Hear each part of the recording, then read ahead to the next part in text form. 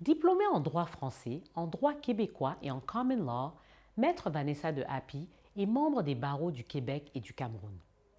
Recevons pour ce numéro de African Woman 2.0 cet avocat dynamique qui est classé depuis plusieurs années dans la 100 Power Legal List du magazine Jeune Afrique Business Plus qui recense les 100 avocats d'affaires les plus influents d'Afrique francophone. Africa Woman, Africa, Africa Woman 2.0, Africa Woman, Africa, Africa Woman 2.0. Avocate au sein d'un important groupe financier du Canada, puis au sein d'un prestigieux cabinet international d'avocats d'affaires, en 2017, Vanessa de Happy décide d'intégrer le cabinet de son père, D. Happy, avocat à Douala, au Cameroun. Tout au long de son parcours, Vanessa a été impliquée dans des dossiers majeurs en contentieux des affaires. Elle conseille régulièrement des clients sur la conformité légale et réglementaire dans les domaines de la finance et des assurances, des télécommunications et du numérique. Depuis son retour au Cameroun, Maître de Happy a développé une expertise pointue en matière de droit des investissements en OHADA et assiste à ce titre des clients du cabinet sur l'ensemble des enjeux juridiques liés à leurs investissements au Cameroun et dans plusieurs pays d'Afrique, aussi bien en conseil qu'en contentieux. Bonjour Vanessa. Bonjour Aïssata. Un plaisir de te recevoir sur le plateau d'African Woman 2.0. Écoute, c'est un plaisir pour moi d'être ici. Merci beaucoup pour l'invitation. Je t'en prie. Alors Vanessa, tu es là aujourd'hui pour affaires en Côte d'Ivoire. Mais tu es basée aussi au Québec et tu as commencé à pratiquer au Québec et tu es camerounaise, il faut qu'on le dise. Le continent. Le continent. Du continent. Non, je ne suis pas d'accord, on va discuter de ça après, je ne suis pas trop d'accord, mais disons le continent. Donc, et tu pratiques au Québec, tu commences au Québec et maintenant tu pratiques dans les deux pays. Donc, comment ça se passe? Écoute, en fait, j'ai commencé, pour être plus exactement, j'ai fait mes études en France. D'accord. Jusqu'au Master 2 à l'Université de Montpellier. Je salue d'ailleurs, je profite pour saluer tous mes anciens amis, mes professeurs de Montpellier, avec qui j'ai gardé de très bons contacts. Et au bout d'un certain temps, j'ai eu envie d'en prendre le droit anglo-saxon. D'accord. Alors j'hésitais entre plusieurs pays, l'Angleterre, l'Afrique du Sud, les États-Unis. Et finalement, c'était le Canada. Tu as eu trois, tu as hésité entre trois pays et puis tu es allé au Canada. Effectivement, parce que mon université offrait des partenariats avec l'Université de Sherbrooke. Donc, du coup, après mon Master 2, ou en tout cas, je me suis retrouvée en train de faire 2 Master 2 en même temps. Un en France, à Montpellier, et un autre au Canada, à Sherbrooke. D'accord. Et j'ai eu un coup de cœur, littéralement, pour le Canada. Et après mes études, j'ai essayé de m'y installer. Okay. Et comment ça s'est passé pour trouver du travail? Ça a été facile, difficile? Alors, je dois dire que j'ai quand même un parcours particulier parce que j'ai eu la chance en arrivant, après avoir fait ma common law sur place, j'étais étudiante, il fallait que je change de statut pour avoir un permis de travail. Et j'ai réussi à convaincre l'immigration au Canada qu'il fallait qu'ils me donnent un permis de travail. Je leur ai écrit. Je leur ai écrit une lettre de 4 pages. Ça a été aussi simple. Ah, j'aime bien comment tu précises 4 pages. 4 pages pour leur expliquer pourquoi il fallait qu'ils me donnent un permis de travail à moi, même si je ne remplissais pas tout à fait les critères. Wow. Et en fait, c'était ma première plaidoirie. C'est ce que j'allais dire, tu as plaidé ta cause. J'ai plaidé ma cause, mais je fais ça souvent. Et ça a marché. Et ça a marché. Et ils m'ont donné, d'ailleurs, je crois qu'à cette époque-là, j'avais droit, à l'époque, il y avait ce qu'on appelait un permis de travail, post-diplôme, qui te donnait droit à un permis de travail valide pour la même période de tes études, la même durée. Et donc moi, c'était 8 mois. Mais je pense que ma lettre les a tellement convaincus qu'ils m'ont donné 3 ans. Wow. Mais que j'ai attendu longtemps, par contre. J'ai attendu 5 mois pour pouvoir avoir. Mais ça valait la peine d'attendre. Et donc, tu commences à pratiquer?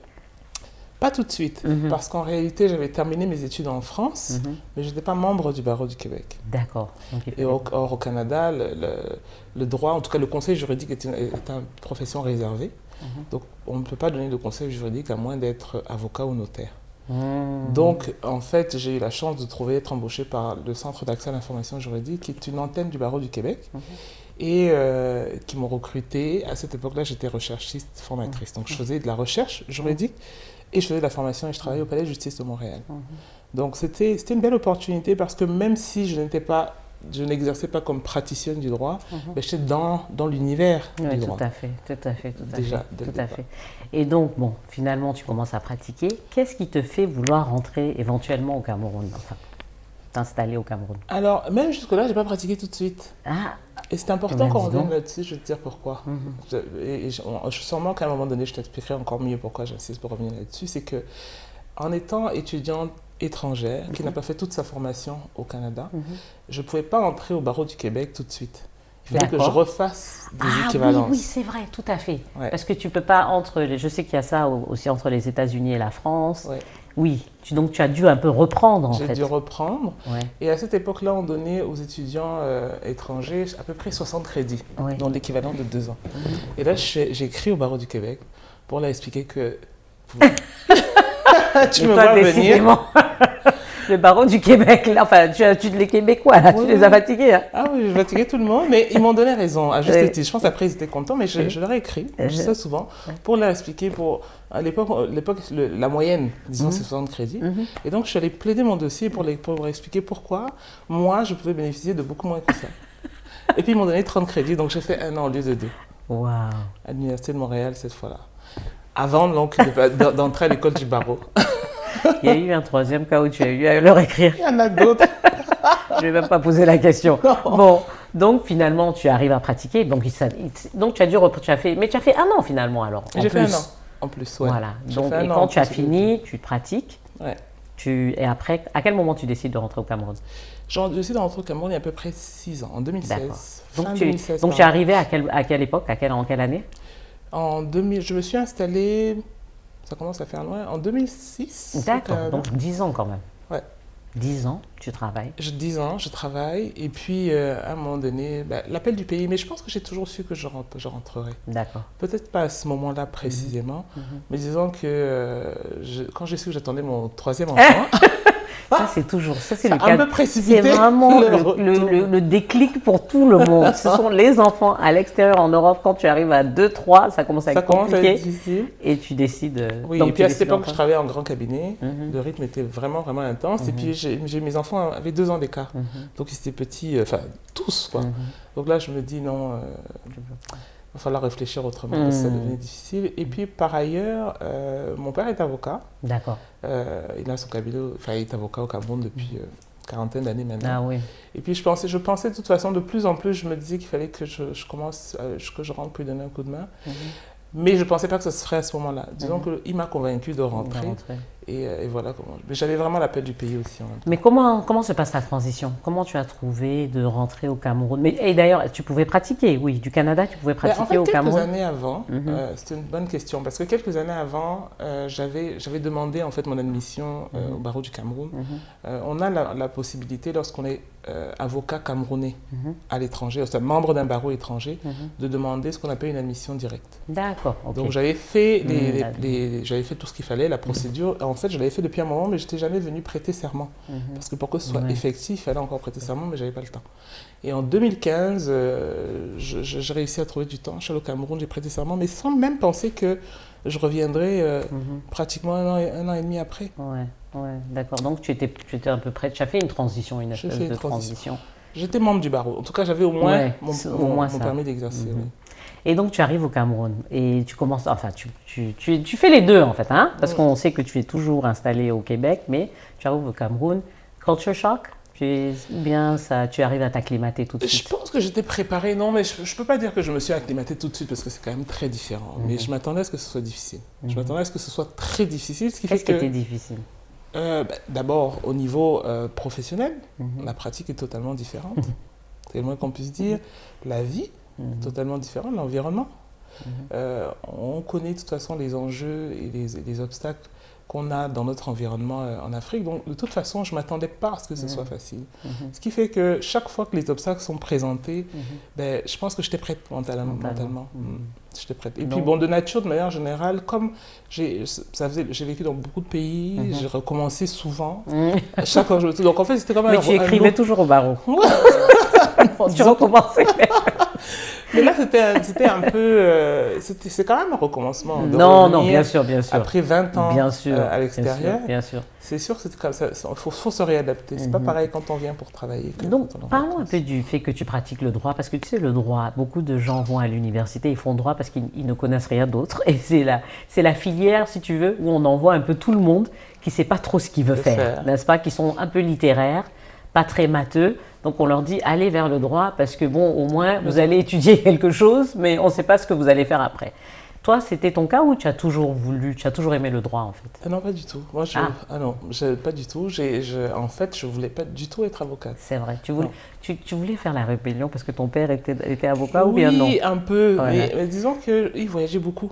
Ah, et tu voyais ça, et ça donc, te plaisait ça, c'est pas. ce qu'on m'a raconté parce que je m'en souviens pas. Mais en tout cas, ma mère disait que depuis toute petite, je disais tout le temps, ah non, moi, je veux pas être avocate parce que je serai jamais là, parce que je serai toujours ton parti.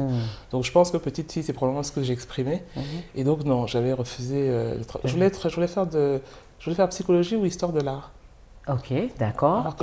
Mais est-ce que tu savais quelle carrière tu voulais faire ou non? Non, j'avais pas d'idée précise. Mais je savais au moins une chose, c'est que je voulais être proche des gens. Je voulais être quelque chose en fait qui a une dimension humaine importante. Et donc quand tu fais ton bac, et pourquoi tu t'orientes vers le droit? Non, il faut que je pose la question, c'est important. Oui, mais c'était un épisode. Alors, je salue ma mère si elle m'écoute, parce que là, je l'entends dire à qui est-ce qu'on dit merci. En fait, quand je sors de l'université, à la base, quand j'ai mon bac, je vais en prépa HEC. Je fais une prépa HEC et là, je m'ennuie terriblement. Et donc, les matières qui m'intéressent, j'ai des super bonnes notes. Celles qui ne m'intéressent pas, vraiment, c'est le minimum pour passer. Puis au bout de la deuxième année, je dis à ma mère, je dis à mes parents, non, franchement, je m'ennuie royalement, c'est pas pour moi. Et elle me demande qu'est-ce que je veux faire. Je dis, je veux faire psychologie, histoire de l'art. D'après ce que je sais aujourd'hui, c'est que là, les parents se sont dit, ça y est, on l'a perdu. Moi-même, tu m'avais un peu perdu là.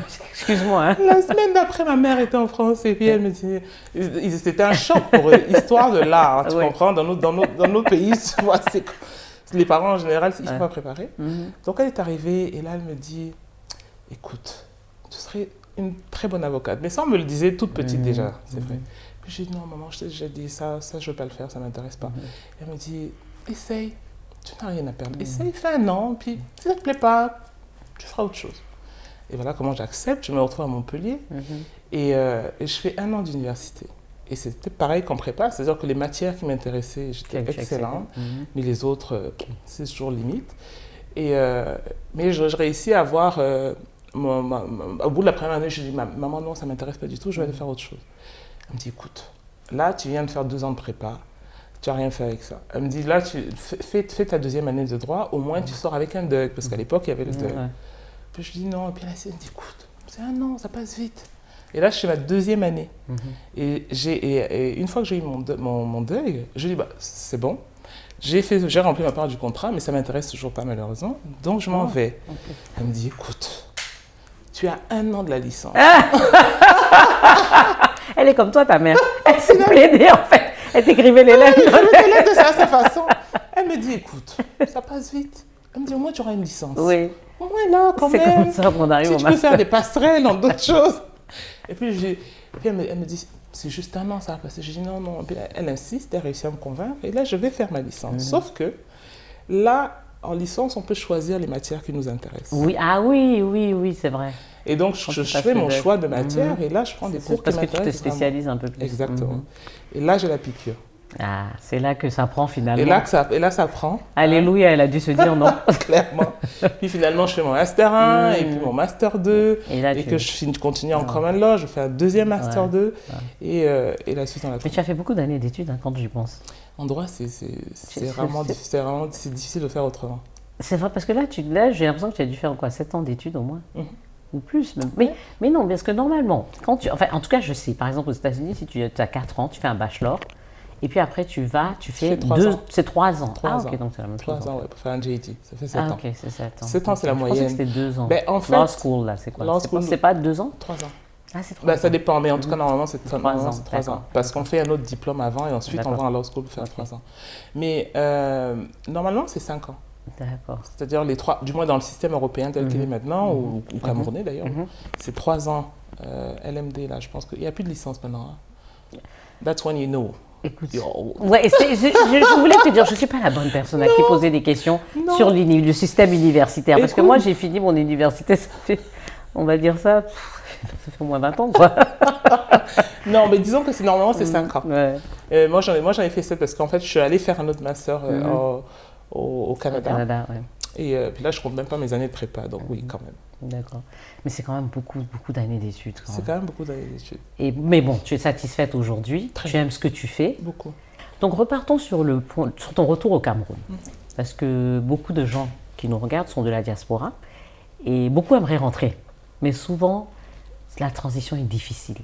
Donc, quand toi tu arrives au Cameroun, est-ce que tu avais complètement tout abandonné? Pas encore. En fait, tu as décidé de faire les deux. Pourquoi en fait? Pourquoi tu n'as pas tout quitté, rentrer au Cameroun? Pourquoi tu as décidé de faire... Non, j'ai tout quitté. Ah, tu as tout quitté? J'ai tout quitté, mais c'est au gré des dossiers, si tu veux, que je me suis retrouvée à faire les deux. Ok, donc non, explique-nous au gré des dossiers. Alors, je décide de repartir, de rentrer au Cameroun, et vraiment sur... En 2016, hein? Fin 2016. D'accord. Voire même début 2017. Mais tu étais dans un gros cabinet au Canada? J'étais dans un très gros cabinet au Canada. Tu quittes, tu démissionnes? Je démissionne. Pas tout de suite. Je leur demande en fait de m'accorder du temps pour aller, parce que j'étais très fatiguée, pour aller en congé.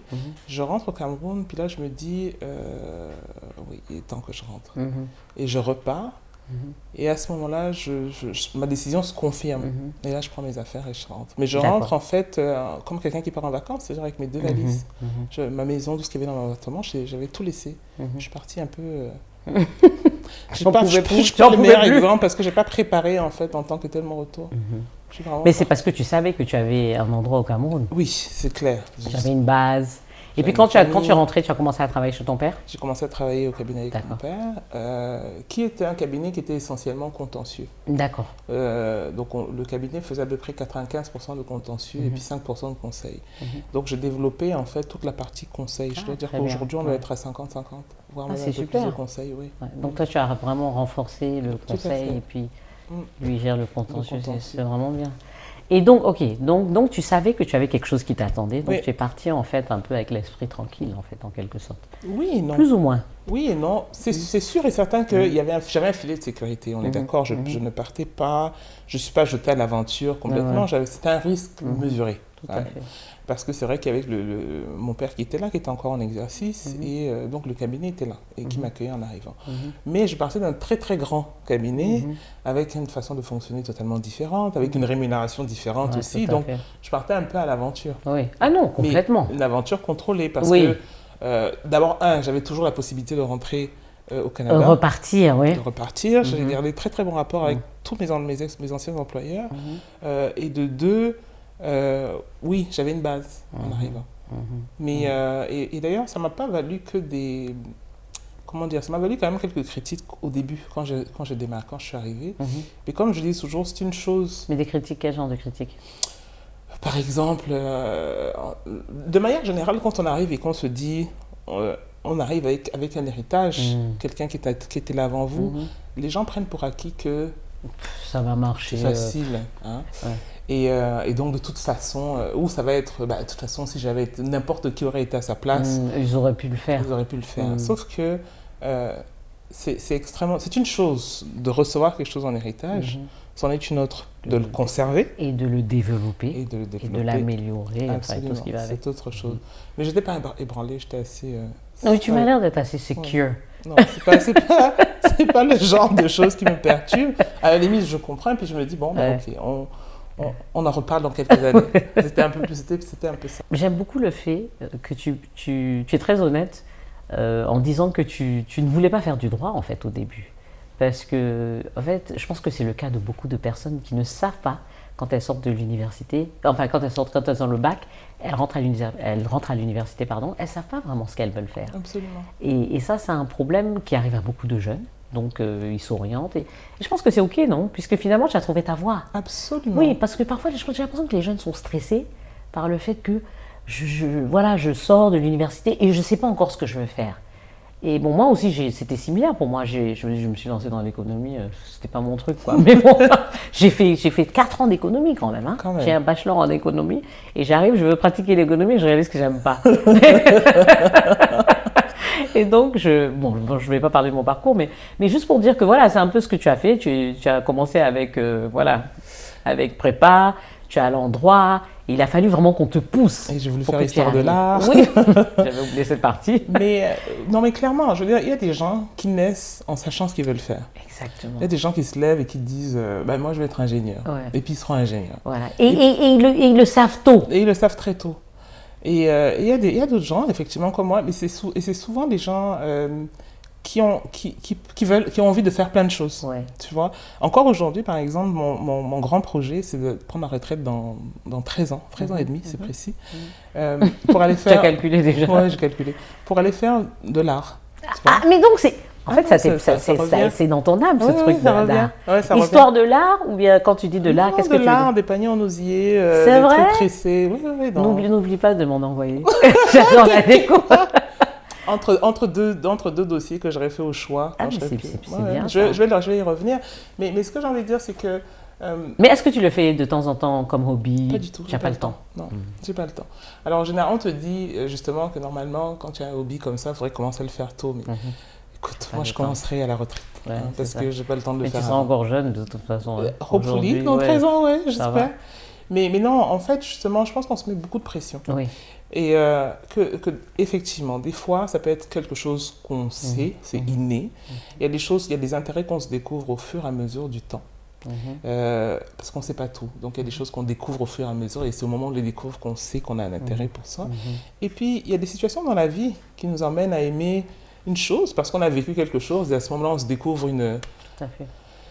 une voie et parfois, c'est juste une question d'opportunité. Moi, quand je sortais, j'ai toujours voulu être une plaideuse. C'est-à-dire que toujours, je veux dire, à partir du moment où j'ai décidé de faire droit, je voulais être une plaideuse parce que j'avais l'appel et je pense que je l'ai toujours.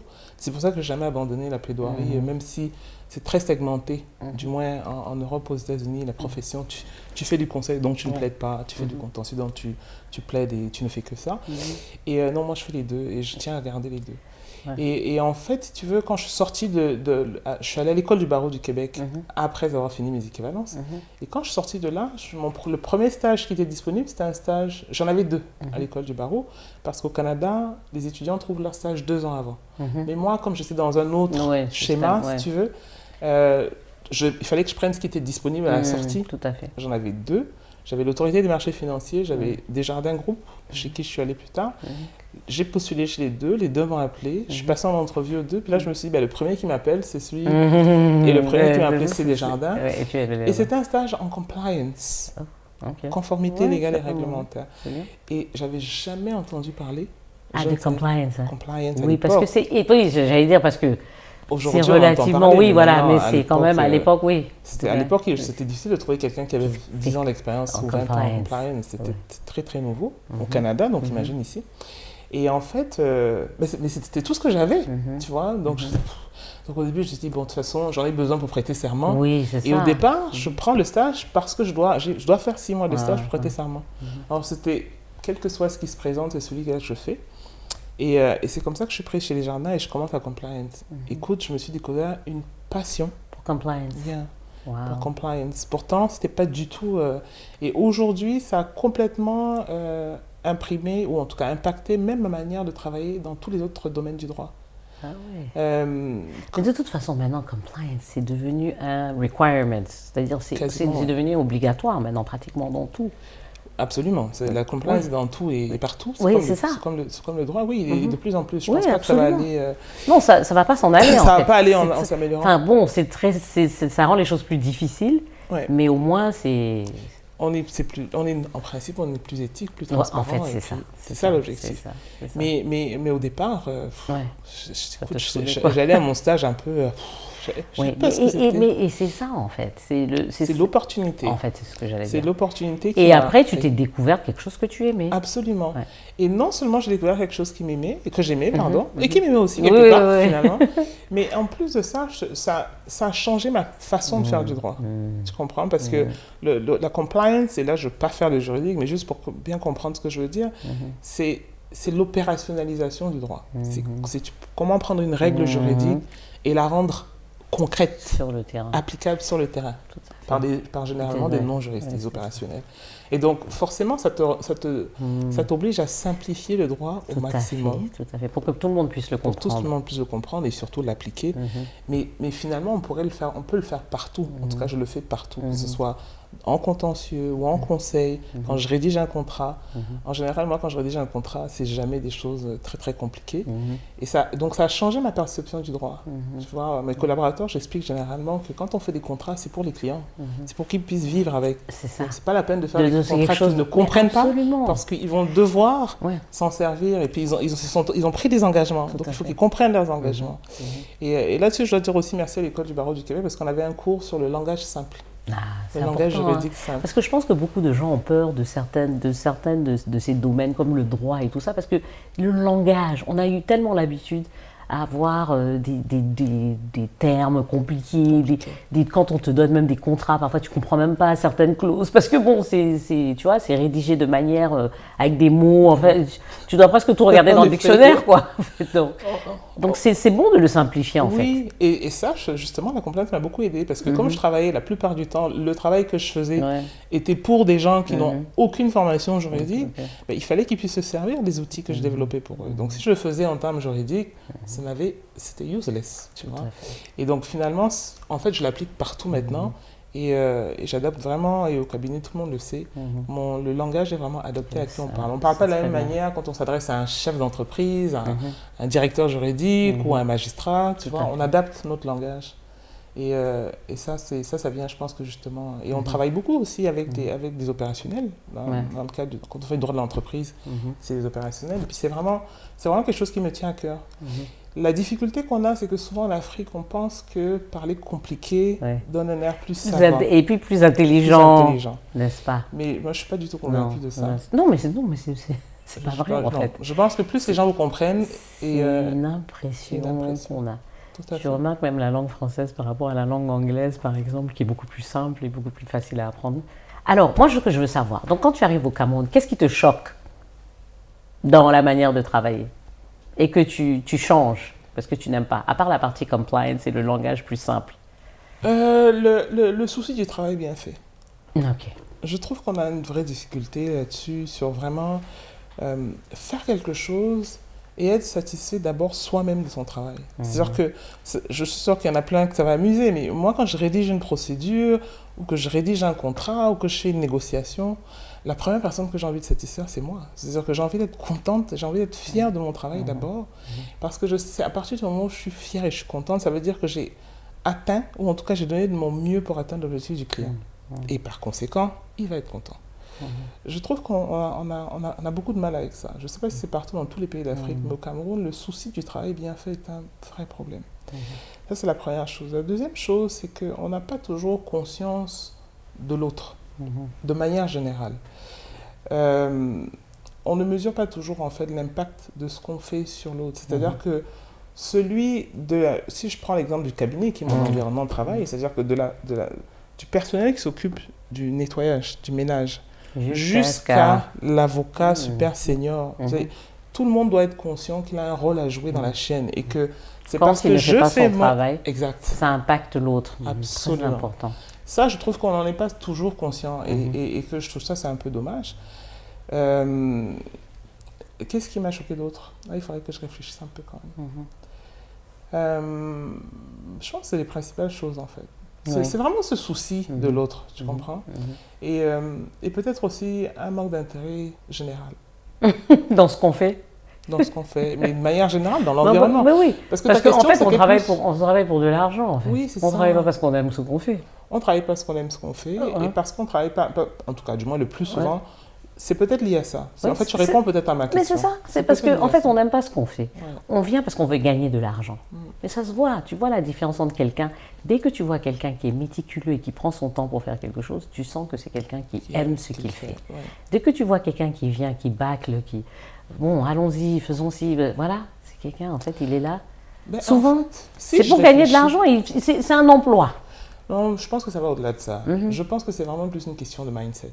Oui, tu mais vois, aussi. Dans le cadre de mon parcours, j'ai fait plein de petits boulots, mais je t'assure que je travaillais avec le même entrain que maintenant que je suis avocat.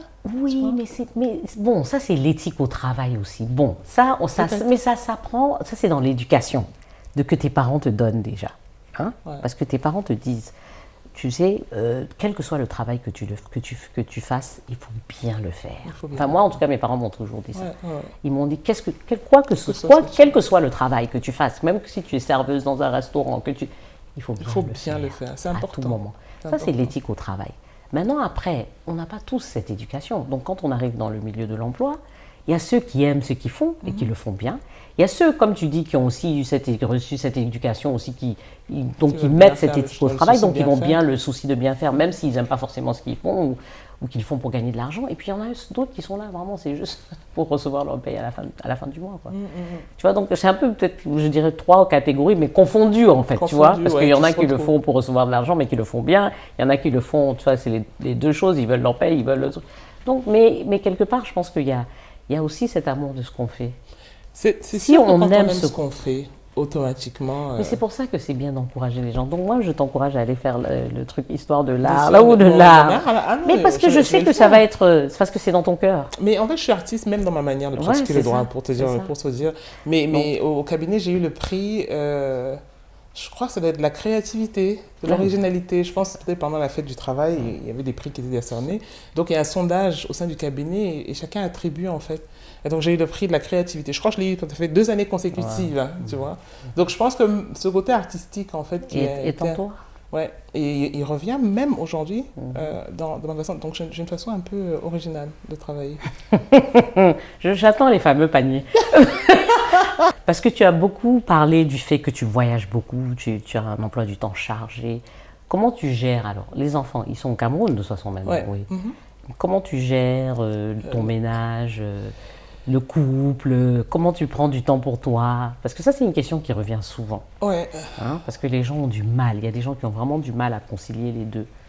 C'est ou l'un ou l'autre, et pas assez de l'un, pas assez de l'autre. Enfin, voilà. Ben, écoute, de toute façon, pour dire vrai, je crois pas que j'ai déjà trouvé la solution magique. Hein. Il n'y en a pas, non? Non, il y en a une quand même. Enfin, on sait s'organiser quand même. Non, on s'organise. Moi, en tout cas, je vais te dire ce que je fais. Voilà. Je sais pas, mes enfants ne sont pas encore adolescents. J'attends là pour voir si ça fonctionne ou pas. La première chose, c'est que je parle beaucoup.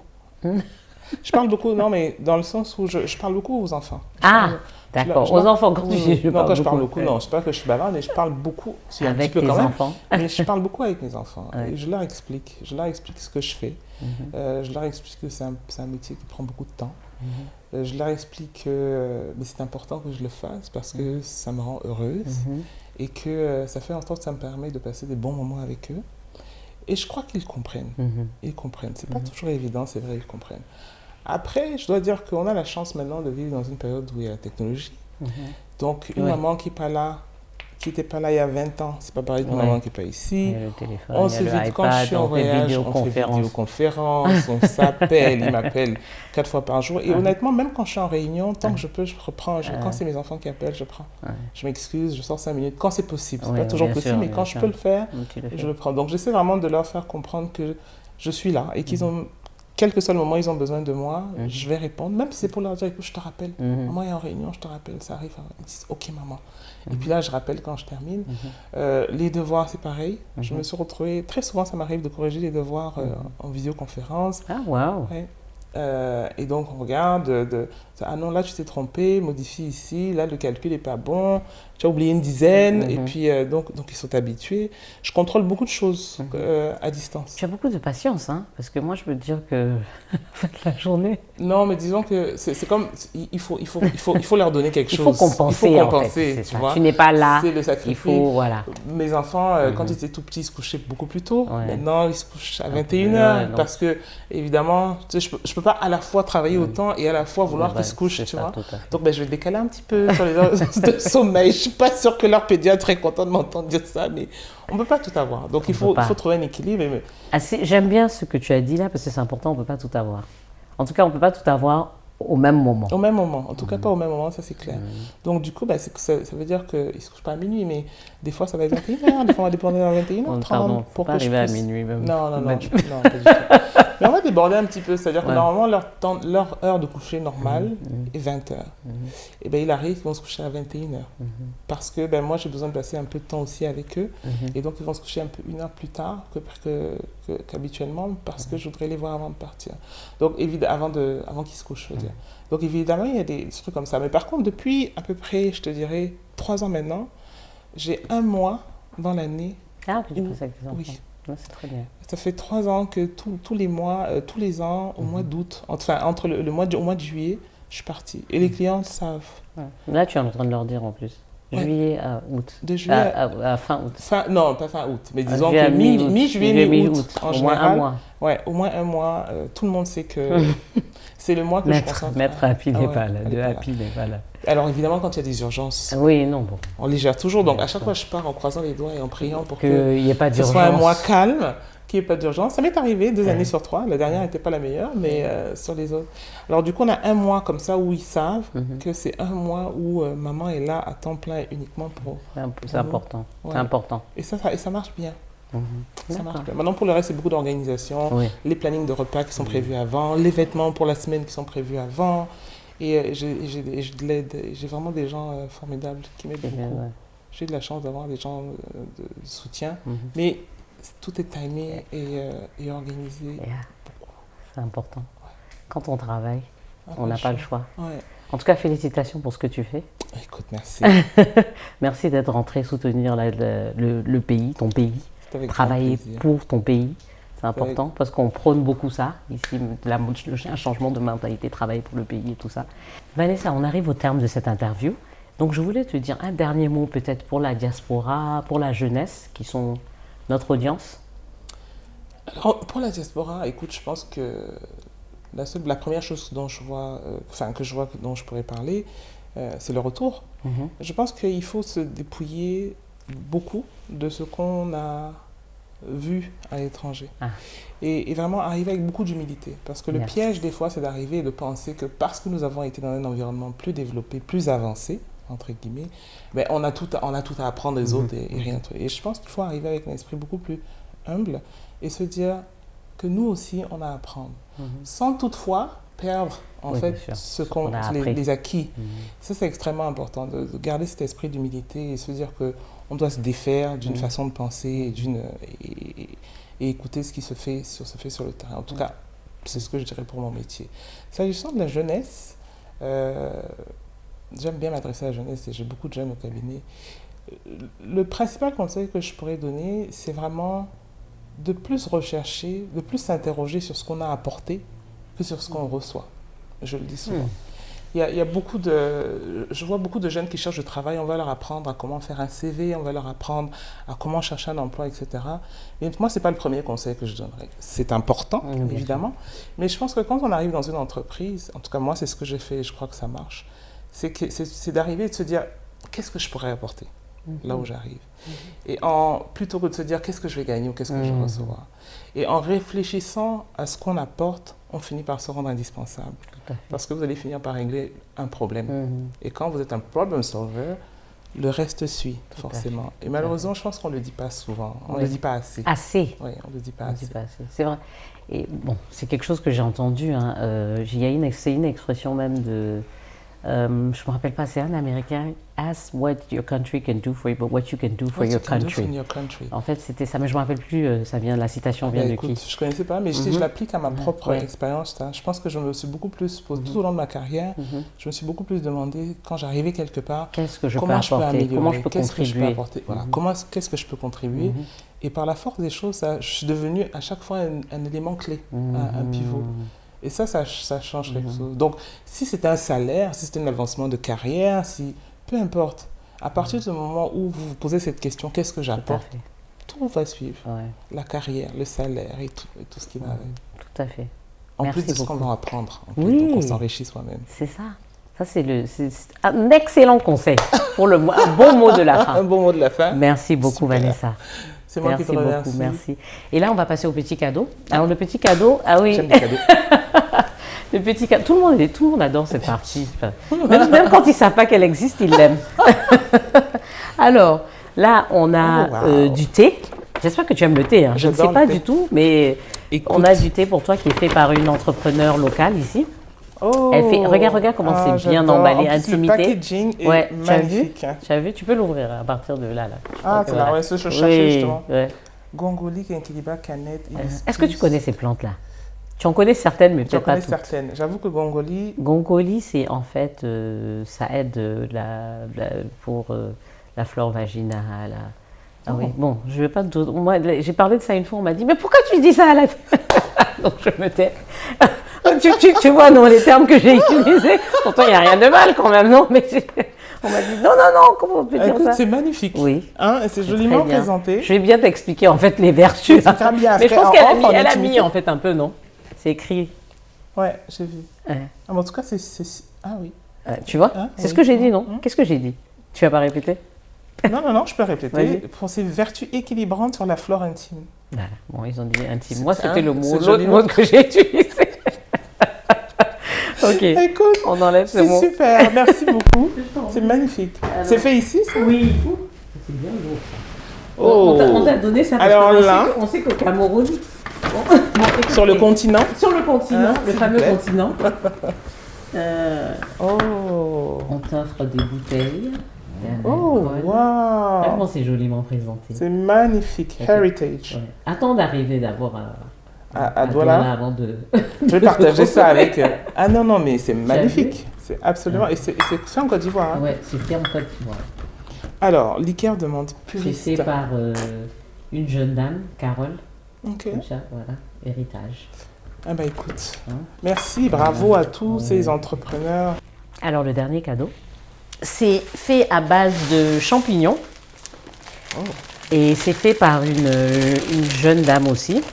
Et c'est fabriqué en Côte d'Ivoire. Il y a une boisson qui s'appelle le kombucha, qui est une boisson énergisante Oh. à base de champignons. Il y a aussi, je crois qu'il y a des petits snacks.